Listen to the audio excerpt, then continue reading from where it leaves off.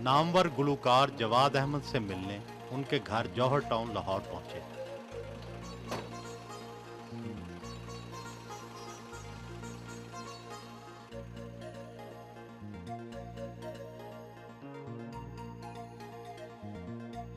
उनके सेक्रेटरी ने इस्तकबाल किया।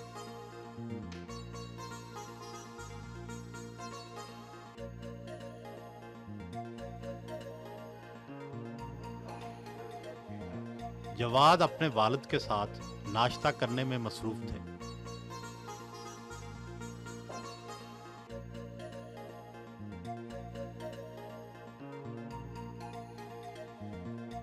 इतने सारे अंडे, फ्रूट चाट और ये जूस का गिलास, आपका नाश्ता आम लोगों से काफ़ी मुख्तलिफ लग रहा है। ये हमेशा से ऐसा नहीं था नाश्ता, ये कुछ अरसे से ऐसा हो गया है। और मैं अब कोशिश ये करता हूँ कि प्रोटीन इंटेक थोड़ा बेहतर हो। अंडे ये सारे मैंने नहीं खाने वैसे, और फिर ये फ्रूट जो है वो भी ज़रूरी है। और दही मैं हमेशा से बहुत बहुत ज़्यादा खाता हूँ, बड़ा शौक़ है मुझे, और अच्छा भी बड़ा रहता है। तो बस मेरा ख्याल है कि ये नाश्ता जो है ये शायद आजकल के हवाले से मेरे लिए एक तो जल्दी जल्दी मैं कर लेता हूँ। आम गुलूकार खट्टी चीज़ों से परहेज़ करते हैं, क्या आपको दही गुलूकारी में तकलीफ़ नहीं देता? सारी चीज़ें खाता हूँ, कोई चीज़ ऐसी नहीं है दुनिया की जो मैं ना खाता हूँ ना पीता हूँ।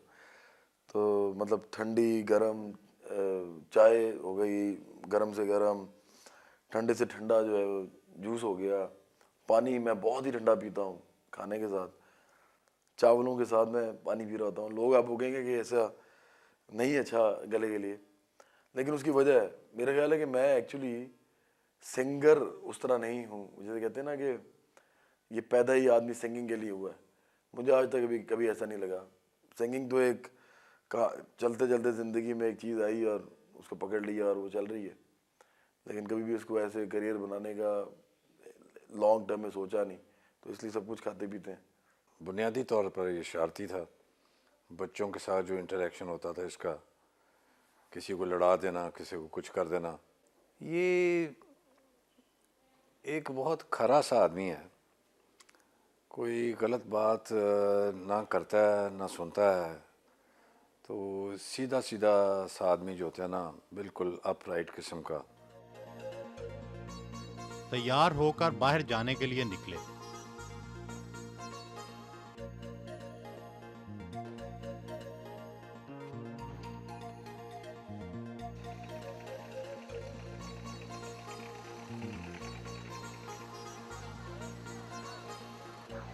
तकरीब में शिरकत के लिए स्कूल पहुंचे। असातिज़ा ने इस्तकबाल किया।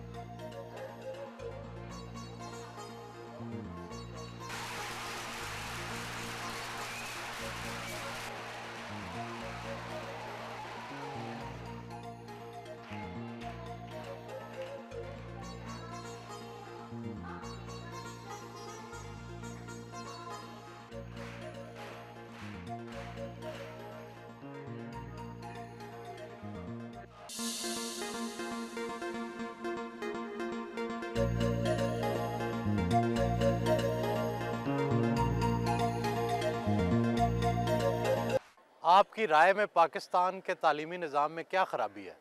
लेकिन जी सबसे बड़ी ख़राबी तो डिस्क्रिमिनेशन है, वो जो तबकाती निज़ाम को फ़रोग देती है। जो गरीब है वो गरीब रहता है इस एजुकेशन सिस्टम में, अमीर अमीर रहता है। इसके अलावा ये कि दूसरा सबसे बड़ा मसला इलिटरेसी है। आप देखेंगे जहाँ पे स्कूल्स ही नहीं है, वहाँ पे उन इलाकों में आप क्या कर सकते हैं तरक्की के लिए, तो ये बहुत बड़ा मसला है हमारा।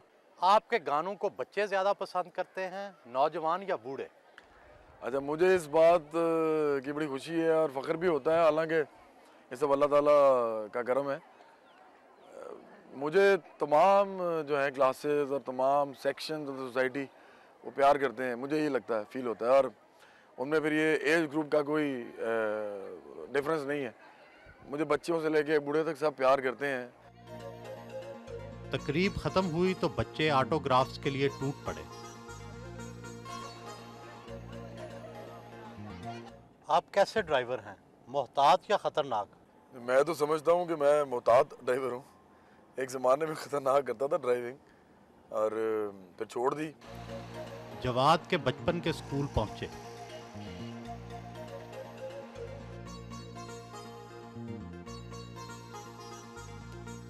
बच्चों के साथ बास्केटबॉल खेली, स्कूल के प्रिंसिपल से मिले।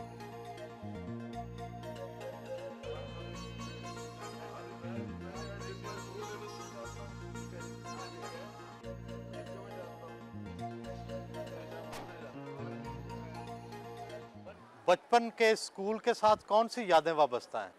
मैंने क्रिकेट खेला यहाँ स्टार्ट की, बाद में फर्स्ट क्लास क्रिकेट खेला बाद।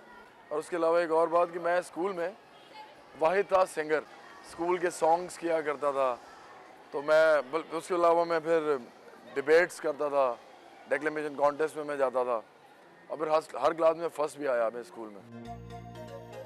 क्या अपने अलावा भी किसी गुलकार को पसंद करते हैं? मुझे जो लोग पसंद है ना, उनमें से बहुत से लोग तो अब इस दुनिया में ही नहीं हैं।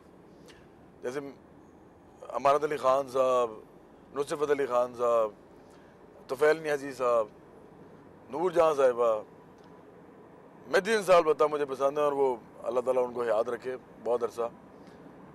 वो हमारे लिए बहुत बड़ा एसेट है पाकिस्तान के लिए। फिर फ्रॉम अक्रॉस द बॉर्डर मुझे किशोर साहब बहुत पसंद है, किशोर कुमार, लता मंगेशकर बहुत पसंद है, और भी सारे वो लोग, मोहम्मद रफ़ी, सारे वो लोग जिनको मैं बचपन में इन सब लोगों को सुनता रहा हूँ। मुझे ऐसा लगता है कि जैसे बहुत सारा म्यूज़िक मेरे अंदर जो एब्जॉर्ब हो गया है, तो जब मैं म्यूज़िक खुद करता हूँ तो बहुत सारी चीज़ें जो हैं वो इकट्ठी मिल के तो कुछ नई शेप अख्तियार करती हैं। गवर्नमेंट कॉलेज यूनिवर्सिटी पहुंचे। क्या इस बात से कोई फ़र्क पड़ता है कि आपने अच्छे तालीमी इदारे से तालीम हासिल की है? देखिए जी, बात यह है कि देखना पड़ेगा कि अच्छा तालीमी इदारा कौन सा होता है। गवर्नमेंट कॉलेज लाहौर की जो अजमत है वो उसके स्ट्रक्चर में नहीं है सिर्फ, बल्कि गवर्नमेंट कॉलेज लाहौर के जो असातिज़ा थे और इसका जो माहौल था, उसी ने अल्लामा इकबाल, फैज़ अहमद फैज़, फितरत बुखारी जैसे लोग पैदा किए। आजकल मैं नहीं समझता कि गवर्नमेंट कॉलेज लाहौर भी और भी बहुत से इदारे जो इस तरह के हैं, जो कि अपने अंदर एक इतनी बड़ी हिस्ट्री रखते हैं, वो इस तरह के लोग दोबारा प्रोड्यूस कर सकेंगे जब तक कि इनका माहौल वैसा ही नहीं होगा जैसा कि इस तरह के लोगों को पैदा करने के लिए साजगार होता है। वो साजा नहीं होंगे और उस तरह के इन्वायरमेंट आप क्रिएट नहीं कर सकेंगे, अगर तो बड़ा मुश्किल हो जाएगा। क्या आपकी नज़र में अब माहौल में कोई ख़राबी आ गई है? देखिए जी, जब बहुत से क्लासेस के लोग जो हैं वो इकट्ठे पढ़ते हैं और हर जगह से पाकिस्तान से लोग आते हैं अपने टैलेंट्स लेके, अपना माहौल लेके, अपनी मिट्टी की खुशबू लेके, तो जब इकट्ठे रहते हैं तो उसके अंदर वो जो उनकी सलाहियतों को जिला जो बख्शती है वो चीज़ यही होती है कि आपके अंदर डाइवर्सिटी आती है ज़िंदगी में। आप इतनी चीज़ों को देखते हैं, इतने लोगों से मिलते हैं।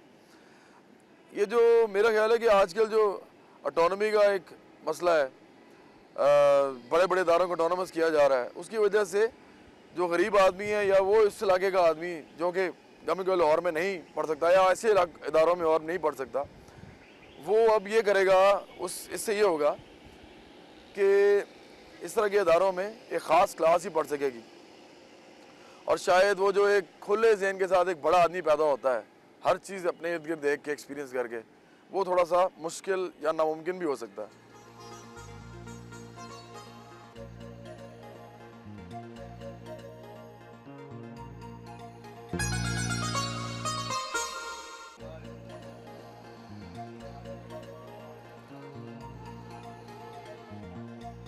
लड़कपन की पसंदीदा जगह पर चने खाए।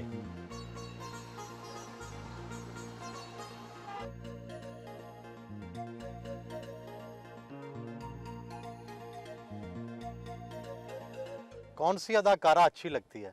अदाकाराएँ सारी अच्छी हैं जी, जितनी भी काम कर रही हैं सब बड़ा अच्छा काम कर रही हैं मेरा ख्याल है। और पुरानी अदाकाराओं में अलबत्ता एक तो मुझे बहुत ज़्यादा पसंद है, सबिया खानम साहबा बहुत अच्छी एक्ट्रेस मुझे लगती हैं। क्या नई नस्ल की कोई अदाकारा आपको पसंद नहीं है?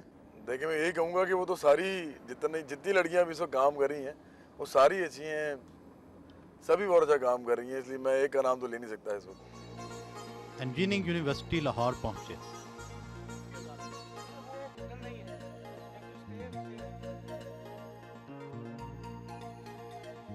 कहाँ इंजीनियरिंग की तालीम और कहाँ गुलकारी का कैरियर।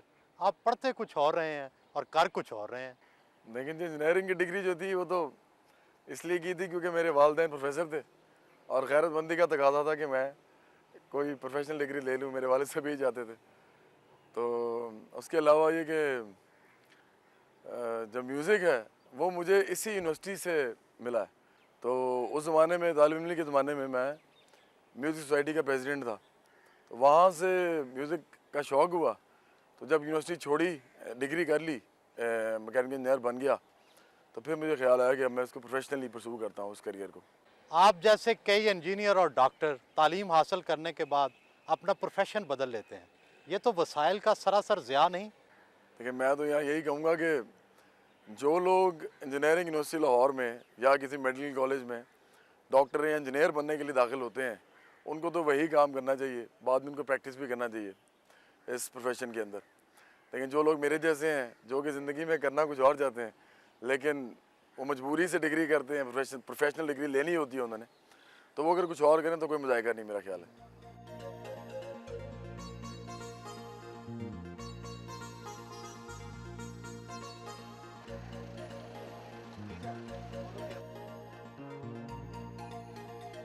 अपने पुराने क्रिकेट क्लब में पहुंचे, वहां क्रिकेट खेली।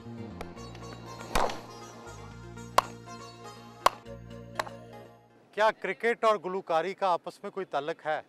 कोई ताल्लुक नहीं आपस में। मेरा ख्याल है कि सिवाय इसके कोई ताल्लुक नहीं है कि दोनों एनर्जी वाले काम हैं। आप कब से क्रिकेट खेल रहे हैं? पहली दफ़ा जब मैंने क्रिकेट खेलना स्टार्ट की, प्रोफेशनल क्रिकेट, तो उस वक्त मैं 14-15 साल का था। और उस वक्त पहले मैं क्लब में खेलता था, सिटी जिम खाना। उसके बाद मैं मजाक ग्लेन क्लब में खेलता रहा। तो मैं अंडर 19 खेला था उस वक्त, लाहौर ब्लूज़ की तरफ से। लाहौर की टीम में सिलेक्ट हुआ था। तो अंडर 19 मैंने खेली 4 साल। उसके बाद मैंने पेटेंस ट्रॉफ़ी खेली।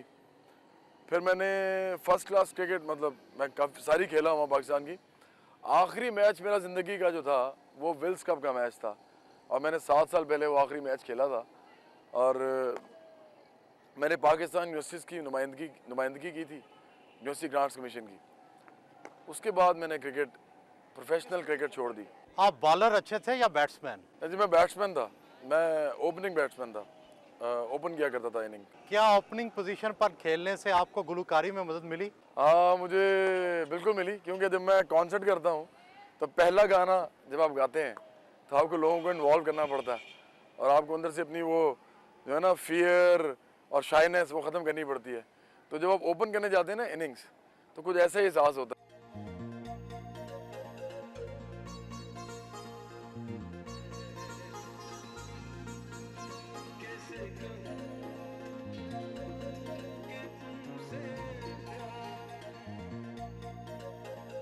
तालीम फराल के दफ्तर पहुंचे।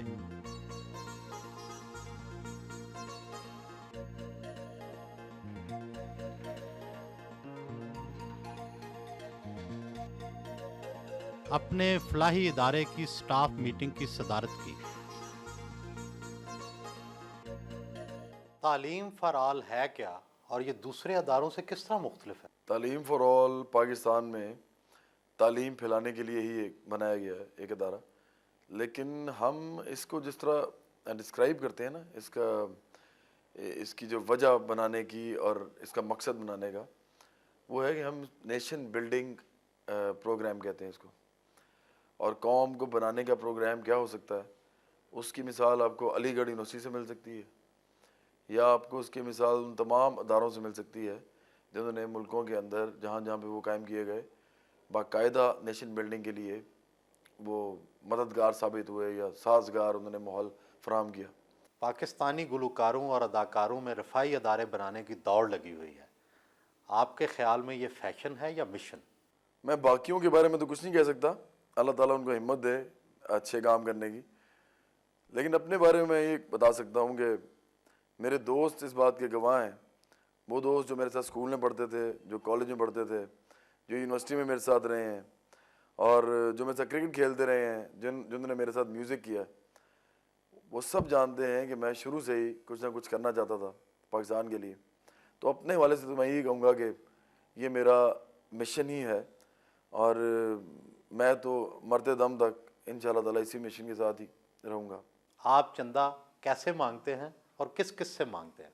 हम चंदा मांगते ही नहीं हैं, तो किस किस से मांगने का तो सवाल ही पैदा नहीं होता। लेकिन देखिए एक बात बड़ी इंपॉर्टेंट है कि पाकिस्तान में ज़्यादातर लोग जो हैं वो गरीब हैं। अब गरीब लोगों से तो हम चंदा मांगने से रहे, और इसीलिए हम कोई ऐसी बात नहीं करते। हम बल्कि चाहते हैं कि हम उनकी मदद करें। तो वो जो तबकात हैं जो गरीबों के लिए कुछ करना चाहते हैं, वो अगर हमारे साथ चलना चाहें तो हमें बड़ी खुशी होगी। अभी तक तो हमने जो भी काम किया है अपने रिसोर्सेज के साथ किया है, हमने किसी से कुछ नहीं मांगा, और हमने काम करके भी दिखाया है। हमने पहले 10 स्कूल जो चुनिया में खोले हैं, हमने किसी से पैसे नहीं लिए उसके लिए।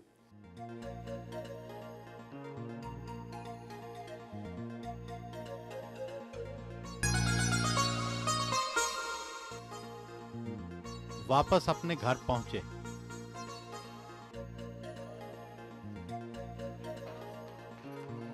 कार से उतरते ही भतीजी उनसे लिपट गई।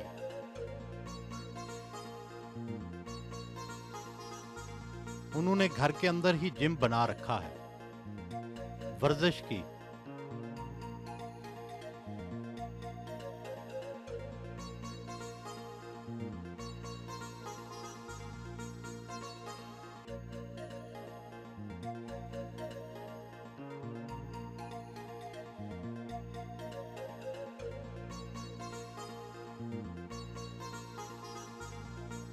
अहले खाना के साथ जरूर वक्त गुजारते हैं।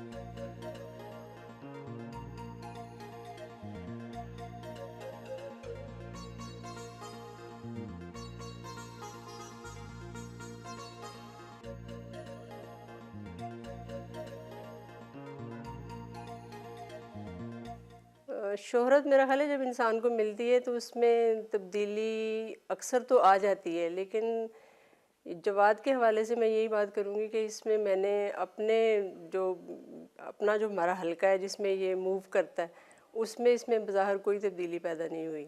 फजूल खर्ची आप दूसरों के हवाले से पूछ रहे हैं, ये अपने ऊपर बिल्कुल नहीं ये पैसे खर्च करता मतलब बहुत ही एहतियात से, और जितने पैसे इसको चाहिए ज़रूरी बस वही खर्च करता है, उसके अलावा कभी नहीं इसने पैसे का लालच इसके अंदर अभी तक कोई पैदा नहीं हुआ। ये अल्लाह का बहुत शुक्र है और एहसान है उसका।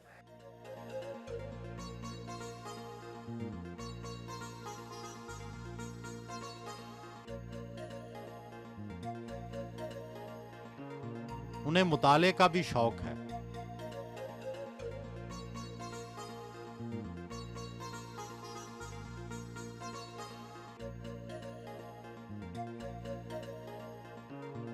आप हर वक्त तावीज़ पहने रखते हैं, क्या आप तावीज़ गंढों पर यकीन रखते हैं? ये आपने कब देखा ये तावीज़? असल में ये जो है ना, इसमें इसके अंदर सिर्फ लिखा हुआ है अल्लाह अकबर, और ये मैंने खुद लिखा हुआ है। अल्लाह ताला के साथ इस तरह की निस्बत है कि दुनिया में हर चीज़ जो है ना, हर चीज़ वो इतनी सी लगती है, सारी बातें लगनी भी चाहिए, अपना आप ही लगता है। तो एक ही चीज़ है जिसको बहुत बड़ा फील करता हूँ अपने इर्द गिर्द। बाकी बात जो आप तावीज़ गंढे की कर रहे हैं, तो अल्लाह बेहतर जानता है कि इन चीज़ों में क्या सच्चाई है क्या नहीं है। अब मैं ये भी नहीं कह सकता मैं कुल इल्म रखता हूँ कि वो उसमें कुछ भी नहीं है, हो सकता है उसमें कुछ हो, मुझे मालूम नहीं है, लेकिन मैं अभी तक उसे बिलीव नहीं करता। क्या ये सच है कि आप बड़े तवाहम परस्त हैं और इसी नज़रिए के तहत अक्सर काला कोट पहनते हैं? ये बात बिल्कुल गलत है। मैं बिल्कुल तवाहम परस्त नहीं हूँ, और काला कोट अलबत्ता मैं इसलिए पहनता हूँ कि मुझे काला रंग अच्छा लगता है, और जब भी मैं अलमारी खोलता हूँ और मैंने कोट पहनना होता है, वो सामने लटका होता है, मैं पहन लेता हूँ। ये है तो आपको अजीब सी बात लगेगी, लेकिन सच यही है। आपकी गुलकारी में मोहब्बत की गहराई और दुख नज़र आता है। क्या कहीं नौउम्री में कोई मोहब्बत तो नाकाम नहीं हुई? बिल्कुल ऐसा नहीं हुआ। मेरा ख्याल है कि कोई भी आदमी जिसने अल्लामा इकबाल को, मिर्ज़ा गालिब को, फैज़ अहमद फैज़ को, साहिल लुधियानवी को, और बहुत से और लोग जैसे इब्न इंशा को, नाम मैं बहुत से भूल जाऊंगा इस वक्त, उनको पढ़ा हो ना, तो उसके जहन में इमेजिनरी चीज़ें जो हैं वो मौजूद रहती हैं। तो जब मैं शायरी करता हूँ तो जिस तरह की भी मैं थोड़ी बहुत कर लेता हूँ, क्योंकि मैं अपने गाने खुद लिखता हूँ, आपको शायद ये बात पता है, तो उसमें शायद वो चीज़ आ जाती है, एक रोमांटिसिज्म आ जाता है। क्या आपने कभी इश्क किया है? मैंने इश्क किया है जी। हर अच्छी चीज़ जो होती है उसके साथ आपको मोहब्बत होती है। और मुझे बहुत से लोगों से मोहब्बत है, मुझे बहुत से रिश्तों से मोहब्बत है, मुझे अपने माँ बाप से, बहन भाइयों से, और बहुत से लोग मेरे इर्द गिर्द जो मेरे दोस्त, बहुत ज़्यादा मोहब्बत है। और जब मैं मोहब्बत करता हूँ मैं काफ़ी इंटेंसिटी के साथ करता हूँ। दुनिया में सबसे ज़्यादा खूबसूरत औरत कब और कहाँ देखी? अगर तो आप ये पूछना चाहते हैं मुझसे कि हुस्न कहाँ पे ज़्यादा है, तो ऐसी कोई बात नहीं है मेरा ख्याल है। चाहे काला रंग हो, चाहे गोरा रंग हो, और चाहे जो मर्जी नस्ल हो, दुनिया में हर जगह पे आपको हसीन लोग मिलते हैं, चाहे मर्द हो चाहे औरत हो। तो मैं कोई ख़ास जगह का किसी का नाम नहीं ले सकता या ख़ास नस्ल का नहीं ले सकता। क्या ये सच है कि शोहरत मिलने के बाद आपका कोई दोस्त नहीं रहता? मेरा तो ख्याल है कि सिर्फ शोहरत नहीं, अगर कोई आदमी अंदर से छोटा आदमी है ना, और वो चीज़ों को बहुत छोटा छोटा करके देखता है, तो उसको चाहे पैसा मिल जाए, चाहे शोहरत मिल जाए, चाहे कामयाबी मिल जाए, उसका तीनों सूरतों में एक ही रद्द-ए-अमल होगा, रवैया होगा कि वो जी लोगों के साथ प्यार करना कम कर देगा, क्योंकि उसको जो चाहिए था उसको ज़िंदगी में मिल गया। लेकिन जो लोग इंसानों के साथ रहना चाहते हैं, इंसानों के साथ प्यार करते हैं, इंसानों के साथ मिल के बांट के खाना चाहते हैं, तो उन लोगों को मेरा नहीं ख्याल कि कामयाबी कोई उनके अंदर मसला डालती है या उनको कोई फ़र्क उनके अंदर कोई नुमायाँ होता है। सियासत में कौन पसंद है? जो मैंने तारीख़ पढ़ी है उसके हवाले से तो सियासत में एक ही नाम मुझे पसंद है, हज़रत मोहम्मद सल्लल्लाहु अलैहि वसल्लम। और उनके आसपास तो कोई भी मैंने देखा ही नहीं आदमी ज़िंदगी में। सुरीली आवाज़ नेमत खुदाबंदी है या मेहनत से भी अच्छा गुलकार बना जा सकता है? सुर जो है वो मेहनत से सिर्फ पॉलिश हो सकता है। कि म्यूजिशियन हम बन सकते हैं, कोई भी बन सकता है, लेकिन इसके लिए ख़ास फॉर्मेशन की ज़रूरत होती है वोकल कॉर्ड्स की, जो कि साइंस ने अगर इतनी तरक्की कर ली कि कोई सर्जरी से उस तरह की फॉर्मेशन करवा ले तो वो भी गा सकेगा, लेकिन ये ख़ास रेजोनेंस प्रोड्यूस करती हैं ये आपकी वोकल कॉर्ड्स। और मेरा ख्याल है कि ये अल्लाह ताला की तरफ से ये होती है ये ख़ास, तो फिर आप गा सकते हैं। आर्टिस्ट आमतौर पर बड़े मूडी होते हैं, आपको कितना गुस्सा आता है? गुस्सा पहले तो बहुत ज़्यादा आता था, अब थोड़ा कम हो गया है। अब कोशिश करता हूँ कि गुस्सा जो है वो पी जाऊँ, और बड़ा फ़ायदा होता है उसका। अंदर आग सी लगती है पहले, और उसके बाद वो जब ठंडी होती है तो सुकून बड़ा आता है। क्या शादी करवाने से आर्टिस्ट की शोहरत में कमी आ जाती है, और क्या इसी वजह से आप शादी नहीं करवा रहे? शादी के बारे में यह है कि अल्लाह ताला के ऊपर छोड़ा हुआ है। मतलब अगर कभी ऐसा मौके बने, हालात बने, तो ज़रूर करूँगा। शादी के अगेंस्ट मैं बिल्कुल नहीं हूँ, बहुत ही आला चीज़ है। शोहरत में कमी मेरा नहीं ख्याल। अगर मैं देखता हूँ सब कॉन्टिनेंट में उन लोगों को जो शादीशुदा हैं, शोबे से मुंसलिक हैं, तो मेरा नहीं ख्याल कि उनको शादी ने कोई इतना फ़र्क डाला है। बल्कि कई ऐसे सुपर स्टार्स हैं जो कि शादीशुदा हैं, और पहले दिन से शादीशुदा हैं जब वो इस फील्ड में आए थे।